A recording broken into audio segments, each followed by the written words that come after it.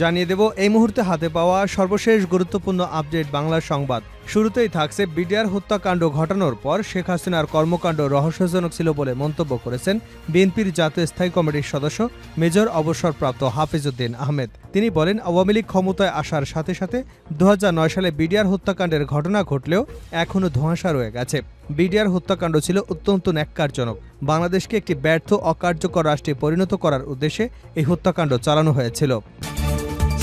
এবারে জানাবো শেখ হাসিনাকে নিয়ে কি করবে নয়াদিল্লি। ছাত্র জনতার তুমুল আন্দোলনের মুখে ক্ষমতা ছেড়ে পালিয়ে ভারতে আশ্রয় নিয়েছেন সাবেক প্রধানমন্ত্রী শেখ হাসিনা। 5ই অগাস্ট হাসিনা নাটকীয়ভাবে ক্ষমতা হারানোর পর তিনি একটি সামরিক হেলিকপ্টারে করে ভারতে পালিয়ে যান। গণমাধ্যমের বিভিন্ন খবরে বলা হয়েছিল হাসিনা যুক্তরাজ্য, যুক্তরাষ্ট্র এবং সংযুক্ত আরব আমিরাতে আশ্রয়ের চেষ্টা করেছিলেন, কিন্তু দেশগুলো জানিয়ে দিয়েছে তাদের দেশে স্বৈরাচারের জায়গা হবে না। এই পরিস্থিতিতে তাকে হয়তো ভারতের রাজনৈতিক আশ্রয় প্রার্থী হিসেবে থাকতে হবে, না হয় দেশে ফিরে আসতে হবে। বর্তমানে শেখ হাসিনাকে নরেন্দ্র মোদী সেখানে আশ্রয় দিয়ে একটা উভয় সংকটে পড়েছেন। না পারছেন দেশে রাখতে, না পারছেন বাংলাদেশে ফেরত পাঠাতে, না পারছেন তৃতীয় কোনো দেশে স্থানান্তর করতে। প্রিয় দর্শক, এই বিষয়ে বিবিসির একটি বিস্তারিত প্রতিবেদন আমাদের হাতে এসেছে, সঙ্গেই থাকুন। জানাবো গুম অবস্থায় আল্লাহর কাছে কাঁদতাম, লাশটা যেন কুকুরকে না খাওয়ায়। 8 বছর আয়নাগরে গুম থাকার বর্ণনা দিলেন জামায়াতের সাবেক আমির গোলাম আজমের ছেলে সেনাবাহিনীর সাবেক ব্রিগেডিয়ার জেনারেল আব্দুল্লাহিল আমান আজমি। তিনি বলেন, গুম অবস্থায় বারবার মনে হতো তারা হয়তো আমাকে ক্রসফায়ার করে হত্যা করবে। আমি রাতে তাহাজ্জুদ পড়ে আল্লাহর কাছে শুধু কান্নাকাটি করতাম, আমার লাশটা যেন পরিবারের কাছে যায়। এদিকে আমিরাতে দণ্ডপ্রাপ্ত সেই 57 বাংলাদেশিকে ক্ষমা। বাংলাদেশের বৈষম্য বিরোধী আন্দোলনকে সমর্থন জানিয়ে সংযুক্ত আরব আমিরাতে মিছিল করেছিল প্রবাসী বাংলাদেশিরা। দেশটিতে মিছিল বা সমাবেশ নিষিদ্ধ হওয়ায় মিছিলে অংশ নেওয়া আটক হন 57 জন বাংলাদেশি, যাদের শাস্তি মওকুফ করার ঘোষণা দিয়েছে আরব আমিরাত। তবে তাদের সেদেশে না রেখে শিগগিরই বাংলাদেশে পাঠানোর কথা জানিয়েছে দেশটি। এবারে থাকছে 5 মামলায় খালাস পেয়েছেন বিএনপি চেয়ারপারসন বেগম খালেদা জিয়া। এদের মধ্যে 2টি মামলা জন্মদিন পালন ও মুক্তিযোদ্ধাদের কটূক্তি করার অভিযোগে করা, বাকি 3টি মানহানির অভিযোগে করা। মঙ্গলবার সকালে সিএমএম আদালতের বিচারক মাহবুবুল আলম তোফাজ্জল হোসেন মিয়া এ রায় ঘোষণা করেছেন।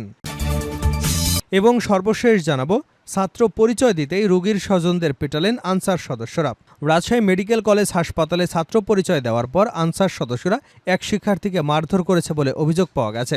ওই ছাত্রকে 3 জন আনসার সদস্য মিলে মারধর করে। সোমবার দুপুরে জরুরি বিভাগের পাশেই ঘটে ঘটনা। এ ঘটনায় উজ্জ্বল হোসেন নামের এক আনসার সদস্যকে দায়িত্ব থেকে সরিয়ে দিয়েছে হাসপাতাল কর্তৃপক্ষ। আরও 2 জন আনসার সদস্যের সম্পৃক্ত থাকার অভিযোগ রয়েছে। তদন্ত করে তাদের বিরুদ্ধেও আইনানুগ ব্যবস্থা নেওয়া হবে বলে জানিয়েছে হাসপাতালের পরিচালক brigadier general SM. Shamim Ahmed. এতক্ষণ শিরোনাম শুনছিলেন, এবার বিস্তারিত। প্রিয় দর্শক, আপনি যদি এই চ্যানেলে নতুন হয়ে থাকেন, ভিডিওটি দেখতে দেখতে চ্যানেলটি সাবস্ক্রাইব করে আমাদের সঙ্গে থাকুন। আর এই ভিডিও সম্পর্কে আপনি আপনার মূল্যবান মতামতটি কমেন্ট বক্সে জানিয়ে দিন। আর হ্যাঁ প্রিয় দর্শক, জানিয়ে দিন ভিডিওটি কোথা থেকে দেখছেন। বিডিআর হত্যাকাণ্ডের পর শেখ হাসিনার কর্মকাণ্ড ছিল রহস্যজনক, মেজর হাফিজ। বিডিআর হত্যাকাণ্ড ঘটনার পর শেখ হাসিনার কর্মকাণ্ড রহস্যজনক ছিল বলে মন্তব্য করেছেন বিএনপির জাতীয় স্থায়ী কমিটির সদস্য মেজর হাফিজউদ্দিন আহমেদ। তিনি বলেন, আওয়ামী লীগ ক্ষমতায় আসার সাথে সাথে 2009 সালে বিডিআর হত্যাকাণ্ডের ঘটনা ঘটলেও এখনও ধোঁয়াশা রয়ে গেছে। বিডিআর হত্যাকাণ্ড ছিল অত্যন্ত ন্যাক্কারজনক। বাংলাদেশকে একটি ব্যর্থ এবং অকার্যকর রাষ্ট্রে পরিণত করার উদ্দেশ্যে এই হত্যাকাণ্ড চালানো হয়েছিল। মঙ্গলবার গুলশানের বিএনপি চেয়ারপারসনের রাজনৈতিক কার্যালয়ে সাংবাদিকদের সঙ্গে আলাপকালে তিনি এ মন্তব্য করেন। মেজর হাফিজ বলেন, বিডিআর হত্যাকাণ্ডের ঘটনায় নতুন করে বিচারের দাবি জানানো হয়েছে। কমিশন গঠন করতে প্রধান উপদেষ্টার কাছে স্মারকলিপি দেওয়া হয়েছে। স্বরাষ্ট্র উপদেষ্টা নতুন করে তদন্ত করার উদ্যোগ গ্রহণ করায় তাকে ধন্যবাদ জানাই। পিলখানা হত্যাকাণ্ড নিয়ে মেজর হাফিজ বলেন, দেশপ্রেমিক সেনাবাহিনী নৈতিক বল ভেঙে ব্যর্থ রাষ্ট্র করতে এই হত্যাকাণ্ড চালানো হয়েছিল। আওয়ামী লীগের শীর্ষ নেতৃত্ব সহ অনেকেই জড়িত। বিডিআর প্রধান শাকিল সেনাপ্রধানের কাছে সাহায্য চাইলেও পাঠায়নি সেনাবাহিনী। বিদ্রোহের কথা শুনলে বিদ্রোহ দমন করা সেনা কর্মকর্তাদের দায়িত্ব। সেনাবাহিনীর হত্যাকাণ্ডের পরপরই সাঁজোয়া যানসহ মিলিটারি অ্যাকশনে যাবার কথা থাকলেও সেনাপ্রধান 46 ব্রিগেডিয়ার কমান্ডার করতে দেয়নি। সরকার প্রধানের ভূমিকাও ছিল প্রশ্নবিদ্ধ। সুবেদারকে বাহিনীর প্রধান করা নজির পৃথিবীর ইতিহাসে নেই উল্লেখ করে মেজর হাফিজ বলেন, সরকার প্রধান এবং সরকারি দলের যোগসাজশেই বিডিআর হত্যাকাণ্ড হয়েছিল। হত্যাকাণ্ডের পর কয়েকটি কমিশন করলেও সেগুলোর কোনো কার্যক্রম দেখা যায়নি। সেনাবাহিনীর ইনকোয়ারি রিপোর্টগুলো অন্ধকারে রয়ে গেছে। মেজর হাফিজ বলেন, আওয়ামী লীগের সরকার বিডিআর হত্যাকাণ্ডের সুষ্ঠু পরিণতির কোনো ব্যবস্থা করেননি। জেনারেল মইনের কারো কাছ থেকে কোনো নির্দেশের প্রয়োজন ছিল না, তারপরও ব্যবস্থা নেয়নি। সেনাবাহিনীর মনোবল ধ্বংস করতে এই হত্যাকাণ্ড ঘটানো হয়েছিল। শেখ হাসিনা অফিসারদের নিয়ে বৈঠক করলে সেখানে হত্যাকাণ্ডের বিচারের দাবি করা ৫০ থেকে ৬০ জন অফিসারকে চাকুরি ছাড়তে বাধ্য করা হয় বলে মন্তব্য করেন মেজর হাফিজ। সেনাবাহিনীতে পুনর্বহালের আহ্বান জানান তিনি। পুনঃতদন্ত সঠিকভাবে করতে বিএনপি সহযোগিতা করবে বলেও আশ্বাস দিয়েছেন তিনি। হাফিজউদ্দিন আহমেদ বলেন, প্রতিবেশী দেশের আজ্ঞাবহ প্রতিষ্ঠান আওয়ামী লীগকে দলীয়করণ এমনভাবে করেছে যে জেনারেলরা কথা বলে যেন ছাত্রলীগের নেতারা বক্তব্য দিচ্ছে। সেনাবাহিনীকে ধ্বংস করার প্রাথমিক পদক্ষেপ বিডিআর হত্যাকাণ্ড। দেশের সার্বভৌমত্ব ধ্বংসে যেসব দল দেশ ভূমিকা নিয়েছে তাদের মুখোশ উন্মোচন করতে হবে। হাসিনাকে নিয়ে কি করবে নয়াদিল্লি? ছাত্র জনতার তুমুল আন্দোলনের মুখে ক্ষমতা ছেড়ে পালিয়ে ভারতে আশ্রয় নিয়েছেন সাবেক প্রধানমন্ত্রী শেখ হাসিনা। ৫ই অগাস্ট হাসিনা নাটকীয়ভাবে ক্ষমতা হারানোর পর তিনি একটি সামরিক হেলিকপ্টারে করে ভারতে পালিয়ে যান। গণমাধ্যমের বিভিন্ন খবরে বলা হয়েছিল শেখ হাসিনা যুক্তরাজ্য, যুক্তরাষ্ট্র এবং সংযুক্ত আরব আমিরাতে আশ্রয়ের চেষ্টা করেছিলেন, কিন্তু দেশগুলো জানিয়ে দিয়েছে তাদের দেশে হাসিনার জায়গা হবে না। এই পরিস্থিতিতে তাকে হয়তো ভারতেই রাজনৈতিক আশ্রয় প্রার্থী হিসেবে থাকতে হবে, না হয় তাকে দেশে ফিরে আসতে হবে। বিবিসির প্রতিবেদন। এখন দেখার বিষয় ভারত হাসিনার বিষয়ে কী সিদ্ধান্ত নেয়। তবে অনেক বিশ্লেষক মনে করছেন, যদি হাসিনা স্থায়ীভাবে ভারতে অবস্থানের সুযোগ পান তাহলে তা দিল্লিকে বাংলাদেশের বর্তমান সরকারের সঙ্গে সম্পর্ক গড়তে চ্যালেঞ্জ তৈরি করবে। যদি এমনটাই ঘটে তাহলে দিল্লির কূটনৈতিক মারাত্মকভাবে প্রশ্নবিদ্ধ হতে পারে, কেননা ভারতের কাছে বাংলাদেশ শুধুমাত্র প্রতিবেশী দেশ নয়, দিল্লির কৌশলগত অংশীদার হচ্ছে বাংলাদেশ। এছাড়া ভারতের সীমান্ত নিরাপত্তার জন্য অত্যন্ত গুরুত্বপূর্ণ ঘনিষ্ঠ মিত্র হচ্ছে বাংলাদেশ। বিশেষ করে উত্তর পূর্ব রাজ্যগুলো ভারতের জন্য বাংলাদেশ খুবই গুরুত্বপূর্ণ। এতে বলা হয় দুদেশের মোট সীমান্ত ৪,০৯৬ কিলোমিটার। এর মধ্যে ভারতের উত্তর পূর্ব রাজ্যগুলোতে যদি কোনো বিদ্রোহ দেখা দেয় তাহলে তা বাংলাদেশের সাহায্য ছাড়া মোকাবেলা করা কঠিন হয়ে পড়বে, কেননা রাজ্যগুলোর গোষ্ঠীগুলো নিরাপদ আশ্রয়ের জন্য বাংলাদেশে প্রবেশ করা তুলনামূলকভাবে খুবই সহজ।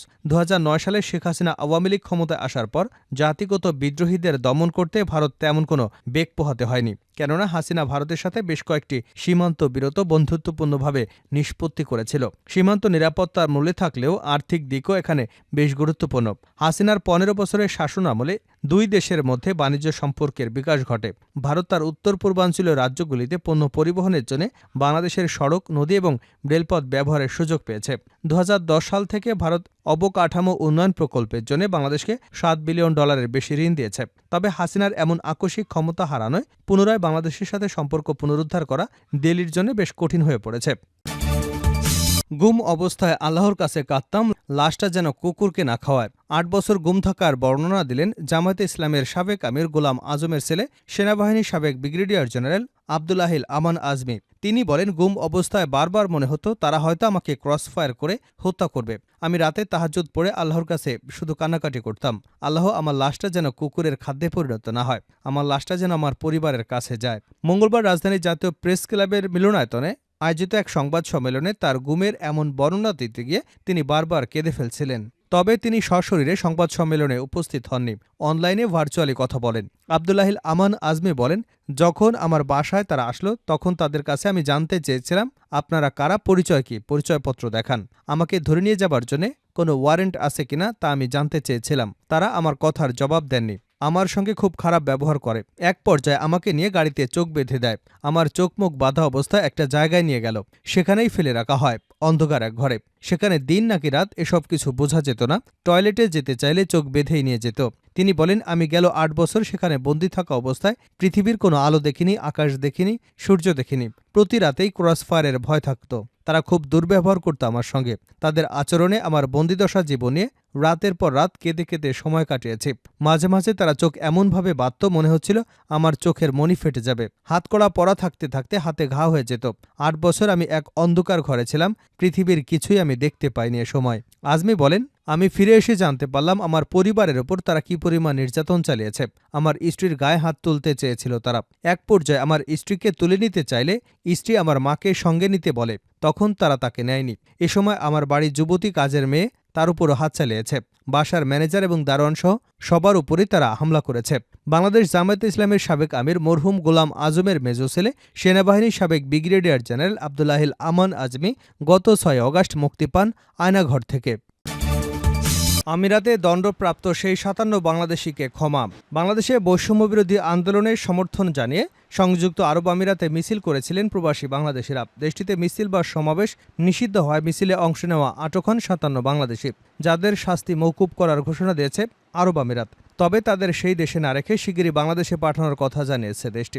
আটক হওয়া ৫৭ জন প্রবাসী বাংলাদেশিকে ক্ষমা করে দিয়েছেন সংযুক্ত আরব আমিরাতের রাষ্ট্রপতি হিজ হাইনেস শেখ মোহাম্মদ বিন জায়েদ আল নাহিয়ান। তাদের শীঘ্রই বাংলাদেশে পাঠানো হবে বলে জানানো হয়েছে। মঙ্গলবার সম্পাদকদের সঙ্গে বৈঠকে একথা জানিয়েছেন প্রধান উপদেষ্টা ড. মোহাম্মদ ইউনূস।